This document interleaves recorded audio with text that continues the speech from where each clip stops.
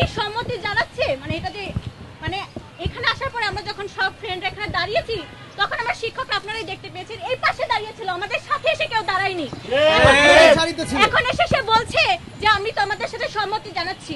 এইটা যেন শুধু মুখে মুখে না হয়, এটা যেন আমাদেরকে দেখায়। আমি খুবই লজ্জিত যে আমাদের একটা শিক্ষক, মানে যাকে আমরা মানে বাবা বাবা মনে করি, তার সাথে মানে সে আজকে মানে কি বলবো, এই যে আমাদের একটা বন্ধু তার সাথে যে এরকম ধরনের অন্যায় করেছে এবং তার যে কলিগরা আছে তারা কোনো প্রতিবাদ মানে আজকে আমরা সম্মেলন করছি দেখে তারা এখানে এসেছে, অথচ তারা এর আগে কেন সম্মেলন করেনি? তারা কেন বলেনি যে হচ্ছে তাদের কলিগের মানে অন্যায় যে বিচারটা মানে আমার যে সহপাঠী তার হয়ে যে কেন কথা বলেনি? তারা আগে থেকে কারণ পদক্ষেপ নেয়নি, সেটা আমি জানতে চাই, তাদের কাছে আমার প্রশ্ন।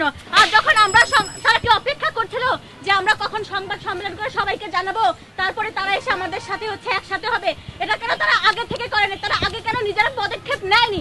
আমার এই প্রশ্নটা রয়েছে আমার শিক্ষকদের কাছে। আমি এখানে স্পষ্টভাবে বলতে চাই, আমার সহপাঠীর যে মৃত্যু, আমি খুবই মানে আমি ভাষা পাচ্ছি না যে আমি কি বলবো। তবে আমি চাই যে সুষ্ঠু তদন্ত হোক, যারা যারা এর সাথে জড়িত, দেখা যাবে যে মানে কি বলবো, কেঁচো ঘুরতে গেলে কেউটা বের হবে, সবই যেন বের হয়, এই সিস্টেমটা যেন চেঞ্জ হয়।